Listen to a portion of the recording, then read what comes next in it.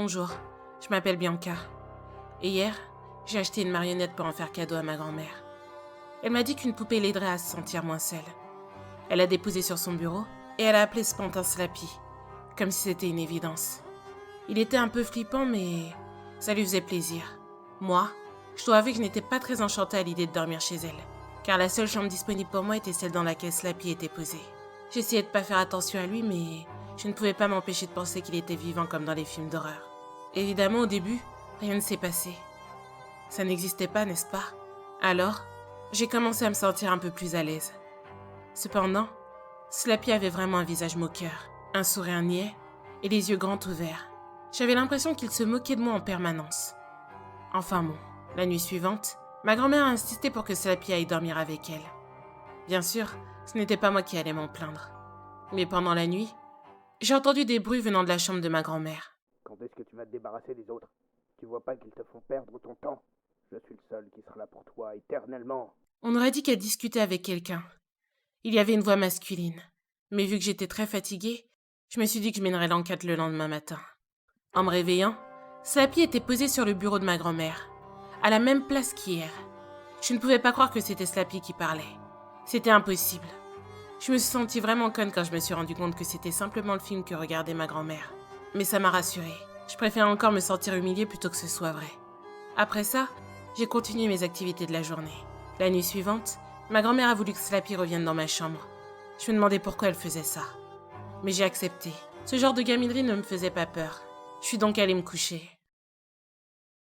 Ah mais quel gros porc, heureusement que j'ai pas de narine. Rien de spécial ne s'est passé cette nuit-là. Plus les nuits passaient, plus Slappy me semblait sympathique. Je ne sais pas pourquoi, mais j'avais l'impression que son regard moqueur s'était changé en un regard bienveillant. C'était probablement à cause de l'habitude. Mais où était mon portable?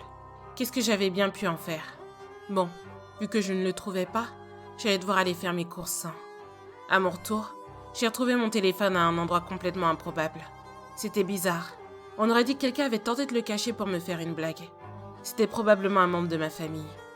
Mais c'était la première fois que des objets disparaissaient et réapparaissaient à des endroits incongrus. « Salut Slappy !» ai-je dit, comme s'il allait me répondre. J'ai rangé un petit peu ma chambre et j'ai déplacé Slappy pour qu'il trône sur ma grande armoire. Et je suis retournée vaquer à mes occupations. Oh c'est pas vrai, je déteste qu'on me palpe les couilles. En regardant la télé, j'ai vu un reportage qui parlait d'un tueur qui avait été abattu par la police dans un magasin de jouets, il y a 3 semaines de cela. Il s'appelait Charlie Ray. Et ce qui était vraiment troublant, c'est que dans le magasin, il y avait plein de poupées à l'effigie de Slappy. Je sais que pour un jouet c'était normal, mais c'était vraiment une étrange coïncidence. Ah, je passe à la télé. C'était quoi ce bruit? Ça venait de la chambre de Slappy. Dis donc Slappy, c'est bientôt fini de jacasser? Ai-je dit d'un ton amusé. Je t'emmerde. Quoi? Tu m'as très bien entendu, tu veux que je répète ou que j'agisse? Je suis partie en courant, aussi loin que j'ai pu de la maison de ma grand-mère. Je n'allais tout de même pas appeler la police en prétendant m'être fait insulter par un pantin. Je devais en parler à ma grand-mère. Mais évidemment, elle ne m'a pas cru. Elle m'a même engueulée pensant que je voulais lui faire peur. Je suis retournée dans la maison, et je voulais lui prouver que Slappy allait parler. Mais bien sûr, il n'a pas dit un mot. Pour me rassurer, ma grand-mère l'a pris avec elle pendant la nuit. Ta grognasse de petite fille doit disparaître et maintenant. Et si tu ne le fais pas, c'est moi qui m'en occuperai. Et après ce sera ton tour. Donc t'as intérêt à... Grand-mère, est-ce que tout va bien? J'ai débarqué dans la chambre, mais elle dormait. Et Slappy était complètement immobile. Je savais qu'il voulait faire du mal à ma grand-mère. C'était forcément lui qui gueulait. Je devais me débarrasser de lui. Allez Slappy, tu vas finir à la poubelle, espèce de marionnette à la noix. Je ferais pas ça si j'étais toi. Mais bien sûr. Allez, va au diable. Si tu fais ça, je vais la crever, ta grand-mère, espèce de sale petite... Voilà une bonne chose de faite. Me voilà débarrassée de Slappy. Une bonne fois pour toutes. Du moins, c'est ce que je pensais. Car quand ma grand-mère est rentrée et qu'elle a vu Slappy éclater dans la poubelle, elle s'est précipitée vers moi, presque en larmes. Et elle a dit que je n'aurais pas dû faire ça, car il allait s'en prendre à moi. Mais je ne comprends pas ce qu'elle voulait dire par « il ». Elle n'a pas voulu m'en dire plus. Ma grand-mère m'a ordonné de ne quitter ma chambre sous aucun prétexte pendant la nuit. Alors je l'ai fait. Le lendemain, quand je suis allée réveiller ma grand-mère, elle avait un couteau planté dans la poitrine. Et une trappe qui menait dans les fondations de la maison était ouverte. Une petite couchette y avait été insérée, ainsi qu'une petite télécommande. Dessus, il y avait écrit « Slappy ». Alors, je me suis retournée pour aller appeler la police.